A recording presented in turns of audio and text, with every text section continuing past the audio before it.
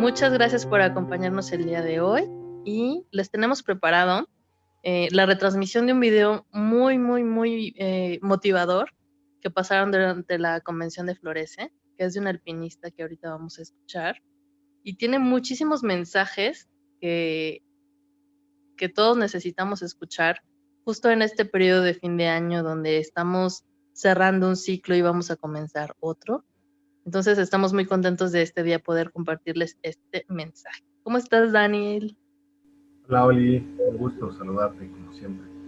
Y sí, estas fechas nos invitan a mucha reflexión, este año también nos invita a mucha reflexión, muchas cosas han cambiado, la forma de ingresos se han transformado, la forma de convivir se ha transformado, la manera de tomar cursos y aprender, estar en la escuela, estar en el trabajo se ha transformado y nos han invitado a valorar lo que realmente es importante, que es nosotros mismos, que es nuestra salud, que es nuestra capacidad de comunicación, nuestra capacidad de respuesta ante el estrés, que valoremos los pequeños espacios donde podamos habitar en paz y en armonía con nuestra familia, con nuestros amigos, con la pareja, y ahora ver que ya no hay vuelta atrás, siempre cada día es diferente. Me gusta mucho una frase que dice que no te puedes bañar nunca en el mismo río porque cada día y cada hora transforma la corriente de agua, es diferente.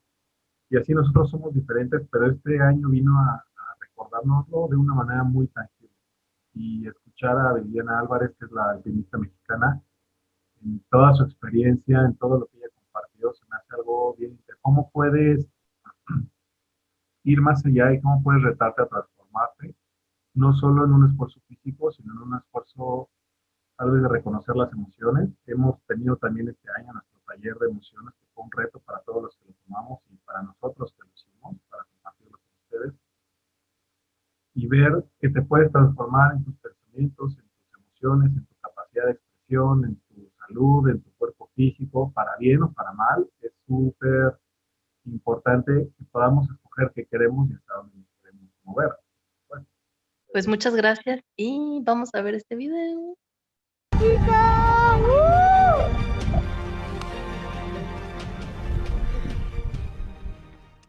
¿Qué es el éxito? ¿Qué es el éxito para ti? Para mí, el éxito es encontrar una pasión y vivir de ella. El éxito no es lo que haces, sino en la persona en la que te conviertes. ¿Cuál es la fórmula del éxito? ¿Por qué si todos tenemos la capacidad de soñar y de anhelar, no todos cumplimos nuestras metas? En este camino hacia las cimas más altas del planeta, he puesto mucho tiempo y esfuerzo en la búsqueda de esa fórmula. En esta ocasión, he seleccionado los aprendizajes más importantes para mí para compartirlos contigo. La montaña ha sido la maestra más grande que he tenido. Muchos me dicen que soy alpinista profesional, pero la verdad es que no. A mí no me pagan por ir a subir montañas. Yo pago por subir montañas. Yo estudié administración y he dedicado muchísimo tiempo para poder desarrollarme profesionalmente, que era el camino que había elegido inicialmente. Estudié en la carrera, termino, consigo becas para poder estudiar una maestría, después termino, consigo otra beca, sigo estudiando y yo pensaba que ese era mi camino, pero no lo fue. Las montañas han sido mi pasión y es ahí donde he dedicado mucho más tiempo. Este pudiera ser mi currículum deportivo, el cual inicia a los 28 años. A los 28 años es cuando empiezo yo a hacer ejercicio y empieza con una carrera de 10 kilómetros y después medio maratón, un maratón, empiezo a hacer triatlones y no es hasta los 30 años donde empiezo esta carrera en la montaña.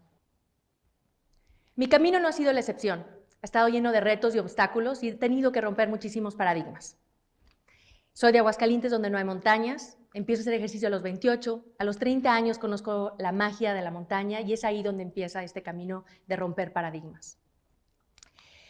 El 8 de febrero del 2014, el día en el que mi destino cambia, el día en el que subo el Pico de Orizaba, mi primer montaña, que fue una invitación de un amigo y sin tener todo el conocimiento de alpinismo, solamente tenía unas botas con las cuales subía un pequeño cerro en mi ciudad y todo el equipo era prestado y rentado y ese día, el día que me invitan a ir al Pico de Orizaba, realmente cambió mi vida y estar en ese volcán y ver la magia en su cima, con las piernas temblando, de no poder ya caminar, pero con una sonrisa en la boca, ahí fue cuando descubrí una nueva pasión.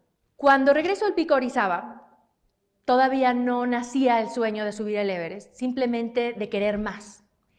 Y en mi ciudad pues no hay ningún club alpino, no había un referente del montañismo, y lo que hice fue buscar en internet qué es lo que le seguía al Pico Orizaba, cuál era la que le seguía a la más alta de México. Y me doy cuenta que la más alta de América está en Argentina y es el Aconcagua, con casi 7,000 metros de altura. Y cuando decido ir a Aconcagua, lo primero que recibo de todas las personas es que era algo difícil y que como mujer todavía era mucho más difícil. Y creo yo que cuando empiezo a externar este sueño y esta locura de decir que quería subir una montaña, la montaña más alta de América, empiezo a recibir la palabra que más ha marcado en este inicio del montañismo, y que era, es que es difícil. ¿Cómo vas a ir a Aconcagua si no tienes la experiencia en tiempo, en conocimiento? Y esta frase para mí es muy significativa, porque cuando la leo recuerdo ese momento donde digo que si no lo intento no voy a saber si lo puedo hacer. Y dice, no nos atrevemos a muchas cosas porque son difíciles, pero son difíciles porque no nos atrevemos a hacerlas. Y cuando yo decido ir a Aconcagua, apenas tenía 10 meses que conocía la montaña, aquella cima del Pico Orizaba, y todavía pudo coincidir las vacaciones de mi trabajo de tiempo completo con esta expedición, y ya con ese deseo y anhelo de ir al Everest, pero todavía con ese sueño y esa meta muy, muy en silencio, porque no me atrevía a decirlo, porque no sabía si lo iba a poder hacer, o no tenía todavía la suficiente confianza en mí para poder decir que quería ir al Everest, aquella mujer que empieza a hacer montaña a los 30 años y que solamente ha subido una montaña. Y como mujer también ha tenido ese romper paradigmas, donde en ese video estoy cargando una mochila de alrededor de 18-20 kilos, que es casi como cargar un garrafón de agua y ponerlo en la espalda y caminar horas con él. Y me decían, es que como mujer es muy difícil. Y como mujeres, y creo yo que no es que sea difícil, sino simplemente diferente. Cuando llego a Aconcagua, a esos 10 meses de haber ido a mi primer montaña, en una expedición internacional, fue toda una experiencia donde pude fortalecer ese deseo y anhelo de ir al Everest. Y pude conocer también cómo mi cuerpo reaccionaba a 6,900 metros de altura. Fue un momento de mucha realización, todavía era juntando ahorros en el tiempo de las vacaciones, y con esa ilusión todavía un poco guardada, que era ir al Everest. Aconcagua me enseñó muchas cosas. Mi intención de ir a esa montaña era saber si era buena o no, si mi cuerpo podía resistir a más altura. Y así como en la vida nosotros no elegimos qué lecciones debemos de aprender, sino las que necesitamos aprender. Y en mi caso fue la apreciación, fue uno de los regalos que me dio Aconcagua. La temporada en la que se sube a Aconcagua es en diciembre, que es verano para ellos, para nosotros invierno, y me tocó pasar Año Nuevo y Navidad en el campamento base, donde no hay nada, simplemente un grupo de personas con esa locura de estar en medio de una montaña. Y ese día de fin de año, el 31 de diciembre, teníamos la expectativa de recibir una cena más especial, algo acorde al día que íbamos a festejar, y resulta ser que entra el cocinero con esa cazuela enorme con sopa de espárragos, que nos decían que la sopa de espárragos ayudaba a poder aclimatar el cuerpo, que una sopa que comíamos todos los días. Y yo vi la cara de algunos de los compañeros y veía ese disgusto por esa expectativa propia que se había generado, porque nadie nos había dicho que nos iban a dar algo especial. Y como ahí no hay una tiendita de conveniencia en la cual podemos salir y poder comprar algo más, tuvimos que, el plato que se me puso enfrente, yo recuerdo esa foto, me la toman, y recuerdo haber tomado esa sopa, olerla y comérmela con el mismo gusto del un día anterior y del día después. Y me di cuenta que la felicidad no es lo que nos acontece o lo que tenemos, sino cómo nosotros la podemos apreciar. Hay una frase que me gusta mucho de la apreciación que dice, si con todo lo que tienes no eres feliz, con todo lo que te falta, tampoco. Esas fotos son en el campamento, antes de salir al campamento base en la expedición de Manaslu, que fue la siguiente que hice después de Aconcagua. Estas fotos son de todo lo que llevo hacia los campamentos altos. La foto de mano izquierda es esa cantidad, se podría decir mucho o poco, de todo lo que se requiere para una expedición de una montaña de 8,000 metros. Y pudiera parecer que es mucho, pero todo está calculado precisamente para poder cargarlo en la espalda y no es algo por lo que, por si me hace falta o si me combina, es todo estratégicamente seleccionado, todo en 2 maletas. En la foto de izquierda estoy en el campamento 3 en el Everest, a alrededor de 7,200 metros de altura. Y ahí lo más importante, yendo hacia la cima, es una pequeña mochila. Ya lo que se lleva puesto es el traje enorme de pluma para poder soportar las temperaturas bajas y los calcetines que se tienen que tener de repuesto en la mochila. Y eso es con una bota triple que se lleva durante todos los campamentos y que se está escalando entre 8 a 12 horas diarias. El calcetín suda. Y ha habido muchos casos en el que se llega de un campamento a otro y la persona, por estar cansada, se mete al sleeping y duerme, y al día siguiente los dedos de los pies están morados. ¿Por qué? Porque el sudor es agua y esa agua se congela. Y cuando se ponen morados, pues ya no hay un remedio, ya no hay vuelta atrás. Y por eso la importancia de unos calcetines secos. Y recuerdo ese día cuando llego a ese campamento totalmente cansada y quitándome las botas triples para poder cambiarme los calcetines, saco ese par que no estaban limpios, porque no puedes llevar tantos pares, simplemente es ponerlos a secar un día a otro y estarlos combinando, pero su cualidad era que estaban secos. Y cuando los saco y me los empiezo a cambiar y los siento secos en los pies, era como si me estuviera poniendo el calcetín más caro del mundo, o como si estuviera usando un Ferrari. Y ahí me volvió a enseñar que no es lo que tenemos en las manos, ni lo que la mercadotecnia nos pauta que valen las cosas, sino el valor que nosotros mismos le damos a ellas. Después de que regreso de Aconcagua, yo seguí en mi trabajo y decido ahora sí ir al Everest. Y en esta parte de todas esas etiquetas que me han puesto dentro de ser determinada, persistente, obstinada y loca, me decían, ¿cómo quieres ir al Everest si apenas has subido 2 montañas? Y ahí fue cuando simplemente escuché a los expertos, que los expertos me decían que para subir el Everest requería entre 5 a 7 años, y yo lo hice en 3 años.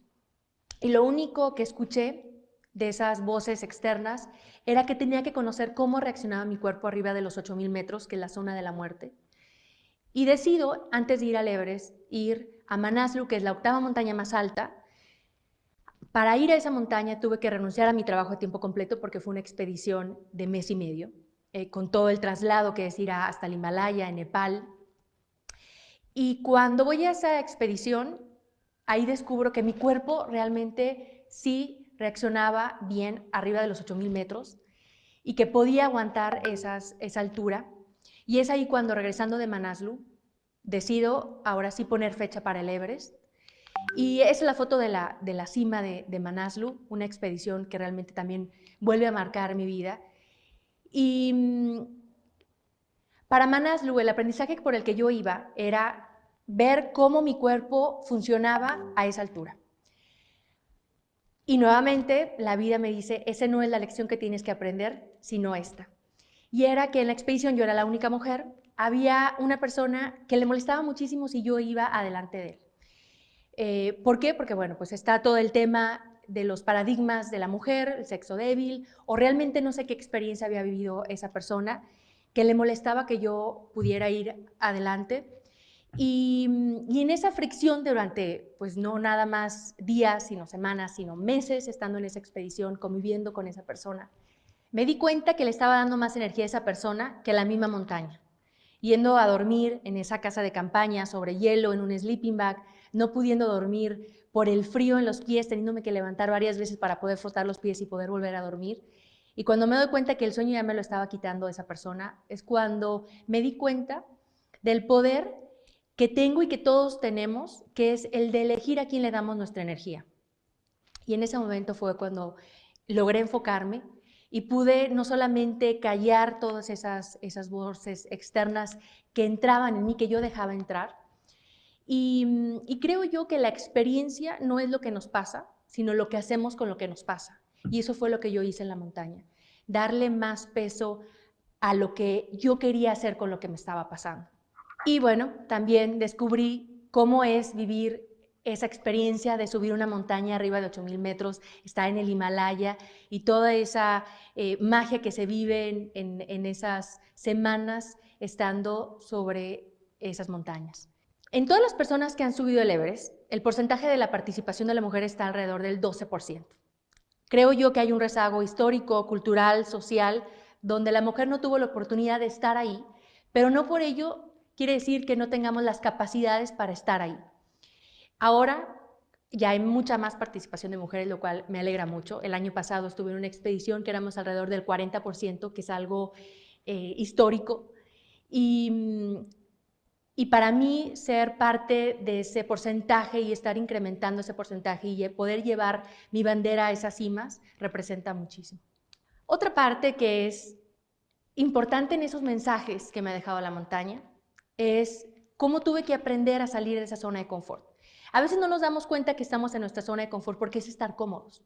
Estar en esas montañas, tuve que salir de mi zona de confort de tal manera que representaba dormir esos meses sobre hielo, en esos sleeping, sin baño, con esta regadera improvisada, que es una bolsa de plástico sobre una roca, o a cubetazos en muchos casos. Y por ser la única mujer en esa expedición, hicieron este tipo de corral para poder, le llamamos el pea room, pero con una vista increíble que si me ponía de pie se podía ver todos los campamentos de a un lado.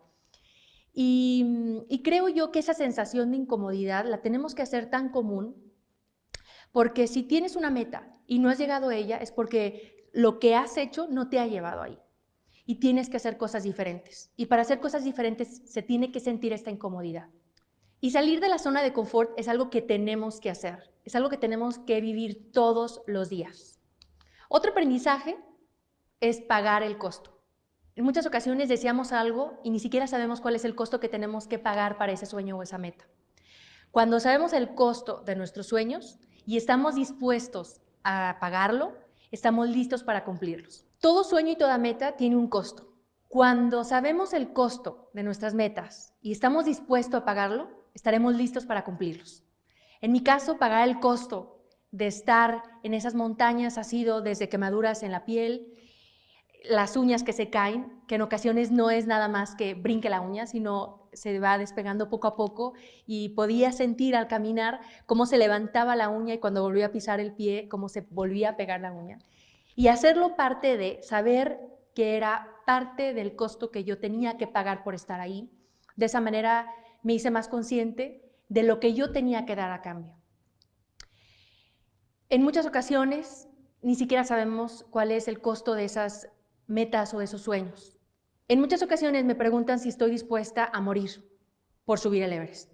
Y creo yo que el no intentarlo tiene un costo más alto. No me imagino en 5, 7 o 10 años preguntándome qué hubiera pasado si lo hubiera intentado. Camino hacia la cima se pueden apreciar muchos cuerpos que hay en el camino, como en esta fotografía, esa persona que ni siquiera es estar a metros, pasas a centímetros al lado de estos cuerpos. Y el sentimiento ha sido de empatía, de saber que así como esa persona, yo también tenía ese sueño, ese mismo sueño, y probablemente esa persona, así como yo, también tenía gente que le estaba esperando. Y por qué él y no yo es parte del misterio que no me puedo responder, pero yo sé que es parte de ese costo y que para mí poder enfocarme en la vida y no en la muerte ha sido una lección mucho más importante. No cumplir nuestras metas no es un error. El no tenerlas lo es.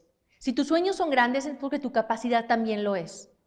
No tener metas es como un barco que zarpa sin un puerto destino, donde no sabe si el viento del norte, del sur, es el que le conviene.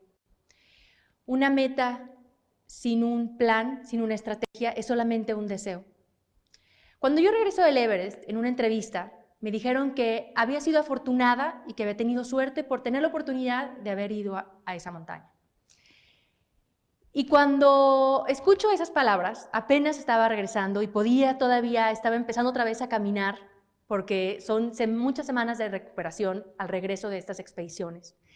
Y yo le pregunto a esa persona que me estaba entrevistando que quién me había dado esa oportunidad, si era la vida, si era Dios, si quién. Y creo yo que esa oportunidad nos la damos cada uno de nosotros. En mi caso, fue esas decisiones que tuve que tomar para poder tener esa oportunidad.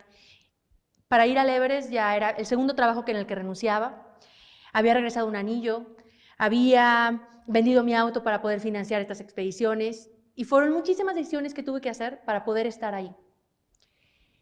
Y creo yo que en esta filosofía hice esa fórmula que dice, yo o ustedes, ahí sentados donde están, es el resultado de la suma de todas las decisiones que han tomado a lo largo de su vida. Nosotros nos hacemos esas oportunidades y hay que tenerlo muy presente para poder tener esas metas muy claras y nosotros tomar esas decisiones, que nadie más lo haga por nosotros. En una ocasión me preguntaron cuántas horas había tomado subir el Everest y mi respuesta fue 42 días. Es un proceso de aclimatación que simplemente para llegar al campamento base son alrededor de 10-15 días de caminata y llegando al campamento base son 4 campamentos, se tiene que subir y bajar, subir al 1, bajar, subir al 1, dormir ahí, subir al 2, bajar al 1, volver a bajar, subir al 2, dormir ahí y al 3. Y es todo un proceso, nosotros le llamamos de aclimatación, de rotaciones. Y esto es para poder llevar el cuerpo arriba de la zona de la muerte, que es donde el cuerpo se empieza a descomponer, las células empiezan a morir por la falta de oxígeno y la presión. Y subir sabiendo que se tiene que bajar no es tan alentador, pero saber que es parte del camino hace que valga la pena.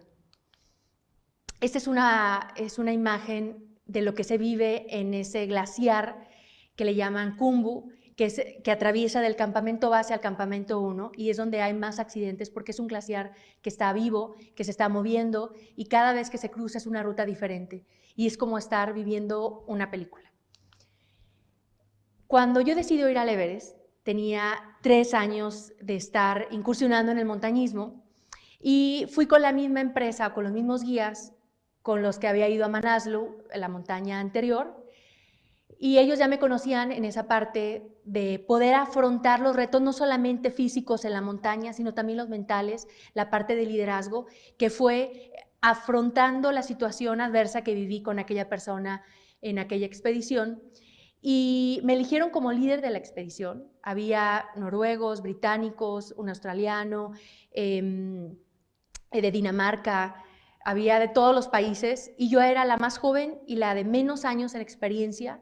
Y cuando me eligen los guías como líder de expedición, tuve que firmar ese permiso que se ve en esa fotografía, donde decía que si moría mi cuerpo le pertenecía a la montaña.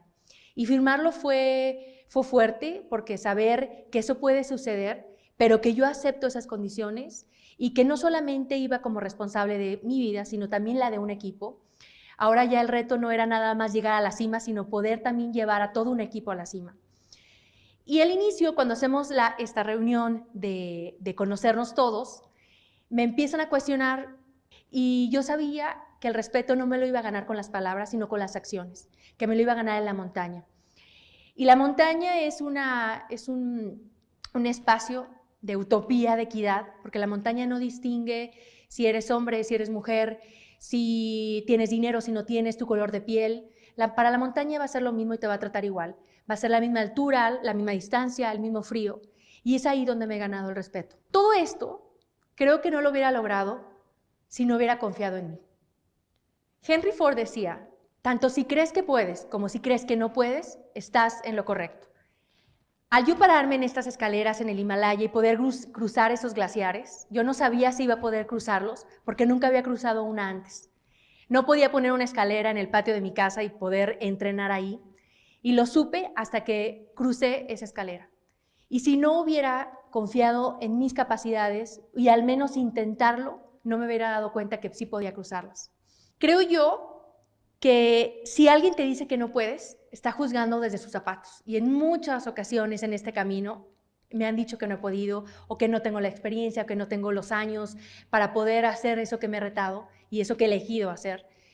Y si alguien te dice que no puedes, lo está haciendo, está juzgando desde sus propios zapatos, de sus propias incapacidades. Cuando conocemos nuestras capacidades y las llevamos al límite, podremos saber de lo que somos capaces de hacer.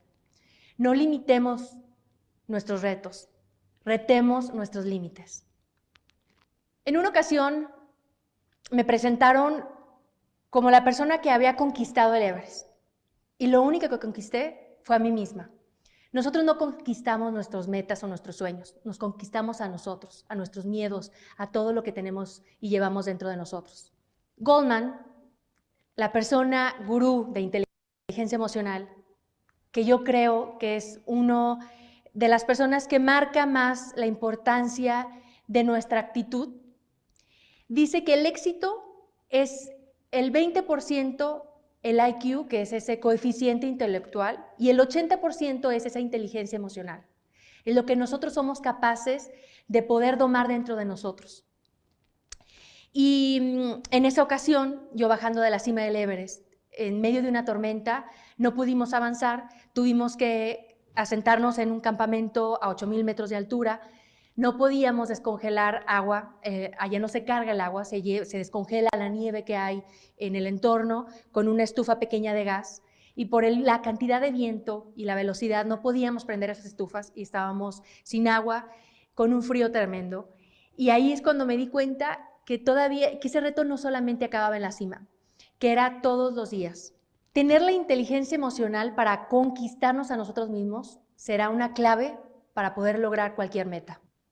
Cuando regreso del Everest, fue para mí un logro muy, muy grande, y llegar a la cima del Everest ha sido un parteaguas nuevamente en mi vida. Poder levantar la bandera de México y haber estado en el lugar más alto del planeta, logré entender que las cimas no es el final, que las cimas es el lugar más alto para poder ver qué sigue. Y en mi caso, cuando regreso del Everest, me pongo como meta subir el K2, que es la segunda montaña más alta. En su momento no había una latinoamericana que pudiera llegar a su cima y bajar con vida. Y es una montaña, le dicen la montaña asesina, es una de las más peligrosas. Y cuando decido ponerme este reto, esta meta, atreverme, que es parte también fundamental, donde yo veo que muchas personas se atoran, porque todas en la capacidad de soñar y anhelar, y en esa pregunta del por qué no lo logramos, creo yo que es un paso simplemente de atreverse. Y poder atreverme sabiendo que era la montaña asesina, sabiendo ese porcentaje de fatalidad, donde de 4 personas que llegan a la cima, uno no baja, uno muere en el camino. Y aún sabiendo ese porcentaje, el atreverme me dio la oportunidad de llegar a esa cima. Es una montaña que está en Pakistán, un país muy remoto con una religión muy diferente, y por algo le llaman la montaña asesina. Es una montaña con mucha inclinación, y creo yo que ser valiente no es no tener miedo. Ser valiente es tener miedo y saber superarlo. En mi caso, cada momento, en cada montaña he sentido miedo, pero el reto es el poder controlarlo, que no nos domine a nosotros dominar al miedo. En esa parte del campamento 1 al 2, alrededor de 6,600 metros, una persona cae y muere. Justo enfrente a nosotros, vivirlo, saber ese porcentaje, pero vivirlo es algo otro nivel. El mayor fracaso es no intentar. Esta es una de las zonas donde hay más muertes, que le llaman el cuello de botella, ya casi llegando hacia la cima, donde si caes, ni siquiera tu cuerpo puede ser recuperado. Y en esta parte de atreverme, de poder saber esas dificultades y poder entender que aún sin saber si podía hacerlo, si no lo intentaba, jamás lo iba a saber. El miedo es una emoción básica, sin etiqueta si ser es bueno o malo. Simplemente nos ha ayudado a sobrevivir y a poder evolucionar en la historia, y el reto sigue siendo dominarlo. tener esa inteligencia emocional para no entrar en pánico y poder atrevernos a dar esos pasos, esos primeros pasos de cualquier meta o sueño que tengamos. En ocasiones he visto que muchas personas, en lugar de vivir sus sueños, viven sus miedos. ¿A ti qué miedo te detiene? ¿Miedo a la soledad, al fracaso, al dinero, al éxito? ¿Cuál es el miedo que te detiene? En muchas ocasiones me han preguntado, ¿qué me motiva? Como un libro, una película, esta plática, algo que nos pueda empujar hacia adelante. Pero ¿qué pasa cuando alguien nos dice que no podemos? Esa motivación va a ser como una montaña rusa donde estemos arriba y abajo, arriba y abajo. Cuando logramos encontrar la pasión, encontrarás el motor más grande que hay dentro de cada uno de nosotros. La pasión es cuando estás haciendo algo y sin motivo alguno tu corazón se acelera. Eso es pasión. La pasión no está en la cabeza, es algo que no se razona, es algo que se siente. Y es algo que no se puede explicar por qué cada uno de nosotros tenemos diferentes gustos, cualidades, pasiones. Cuando tu propósito o pasión sea más grande que tus circunstancias, tu meta será más fuerte que las adversidades. Encuentra esa llave que va a prender esa pasión dentro de ti, ese motor que hay dentro de ti. ¿A ti qué te motiva?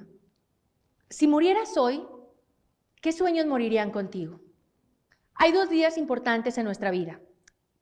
El primero, el día en que nacemos, y el segundo, el día en que encontramos para qué. Si murieras hoy, ¿qué sueños mueren contigo? Esta fotografía representa para mí tener ese récord Guinness en mis manos.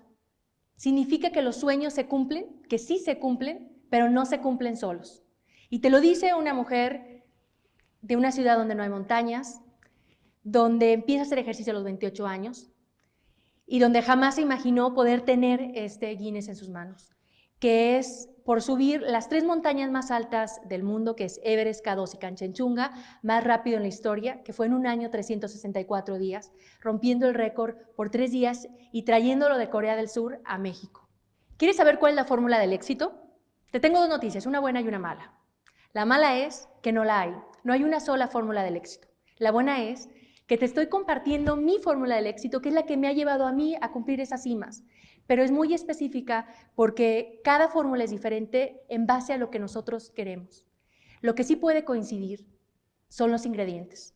Disciplina, esfuerzo, romper paradigmas, una actitud positiva, pagar el costo, salir de esa zona de confort, tener metas, atreverse y tener ese propósito de vida. Esa ha sido mi fórmula.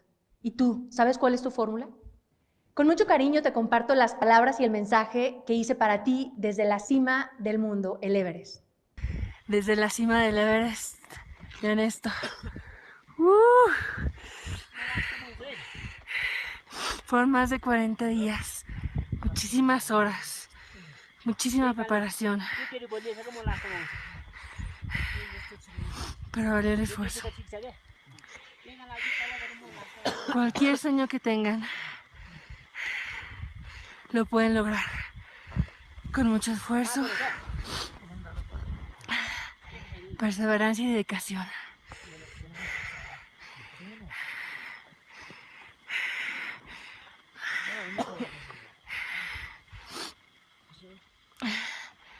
¿Cuál es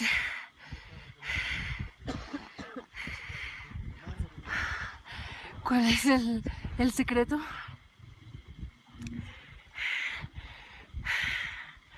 Conectarlo de aquí, del pensamiento al corazón, y de ahí todo sale. Miren esto. Ya vamos de regreso.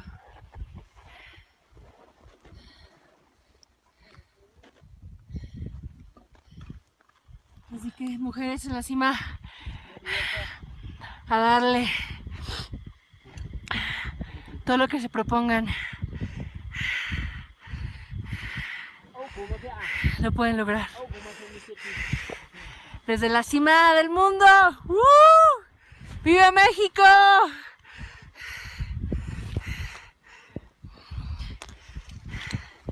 Saber que he estado parada en las cimas más altas del planeta, no me queda más que sentir agradecimiento con la vida, con Dios, por haberme dado la oportunidad de luchar por mis sueños.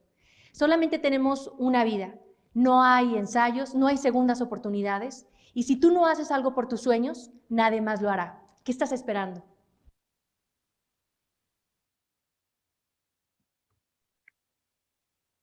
¿Qué les pareció? Está increíble este mensaje. Lo he visto como 3 veces, pero todas las veces me sigue encantando, todas las veces que sigo aprendiendo más. O sea, siento que todo el video completo es como frase tras frase que digo, quiero apuntarlo, quiero llevarlo a cabo, está increíble esta mujer. Sobre todo, entender que hacer grandes cosas empiezan con pequeños cambios, ¿no? Entonces, qué padre poder escucharla y compartirlo con usted. Y sí, a mí me gustaría mucho hacer la reflexión sobre las cosas que dijo en el inicio del video de qué voces y qué experiencias estás dejando que entren en ti, qué estás dejando que te influya y que te vaya guiando cada día. Entonces, cuando tú tomas la decisión de qué es lo que quieres hacer, en realidad, cuál es tu versión de esta montaña que quieres experimentar y con qué te estás distrayendo. Si te estás distrayendo con el tráfico, con que hay o no hay dinero, con que hay o no cierta cosa, tocó un punto ella muy importante que es, si no eres feliz con lo que tienes, no vas a ser feliz con nada de lo que te haga falta. Entonces, realmente somos muy bendecidos. Hoy el hecho de que estés aquí escuchando y viendo, quiere decir que tienes una computadora o un teléfono, quiere decir que tienes internet, quiere decir que tienes luz, quiere decir que tienes una mesa, una silla, que estás en un techo que te resguarda. Y eso, valorarlo cada día de todo el alimento que tienes, de la ropa que traes puesta, es aprender a valorar eso, que ya está presente. Entonces, recuerden que sí, la mercadotecnia ha marcado pautas de lo que puede ser la felicidad, pero en realidad tú te compras o nosotros nos compramos qué es la felicidad o qué es la tranquilidad, qué es la paz, qué es el gozo, y en base a nuestro sistema de creencias lo manifestamos o lo dejamos de manifestar. Así que, pues qué grandes palabras, qué bonito mensaje, a mí también me gusta escucharlo, y lo vas entendiendo de diferentes formas, lo vas adaptando, porque es mucha información en realidad la que da, son muchos puntos Sí. bien valiosos los que nos aporta, y poderlos integrar en el día a día me hace fabuloso. Así que hacer esta reflexión justo cuando estamos ya por cerrar este ciclo que se llama 2020, pues aprovechemos para recargarnos de lo que queremos hacer, pensemos que esa vida o que esa montaña o que ese sueño es fácil de vivir y fácil de tener en las condiciones que queremos en base a qué tanto estamos dispuestos a transformarnos y sí, salir de esa zona de confort y retarnos constantemente. Exacto. Y también me encantó la parte donde habla de la sopa de fin de año, donde ella decide, bueno, estoy aquí, es maravilloso y también seguramente nos va a dar mucho que pensar ahorita en las fiestas decembrinas, ¿no? De pronto, si no se puede juntar toda la familia, si no se puede tener la cena que siempre se tiene, si puede ser que no veas a familiares que normalmente ves, pues lo que se tenga, lo que se tiene a la distancia, con la cena que se tenga, bienvenida siempre, con el mayor amor y valoración sobre estas cosas que tenemos, las cosas maravillosas que tenemos, lo que sea que tengamos, gracias, gracias, gracias. Y de verdad, pues deseamos que tengan una muy feliz Navidad. No nos vamos a ver hasta después de Navidad, entonces deseamos que tengan una muy bonita celebración donde recordemos como las cosas importantes de nuestra vida, podamos agradecer pues todas las bendiciones que tenemos, el amor, la felicidad y toda la prosperidad que tenemos, a pesar de lo que de pronto no parece, tenemos muchísima prosperidad y muchísima abundancia. Deseamos que estén muy felices con su familia, que la pasen muy bonito y no se les olvide que nos vemos el 28 para nuestro brindis de fin de año. Así que nos estamos viendo, muchas gracias por estar aquí. Disfruten, gocen. Gracias por acompañar.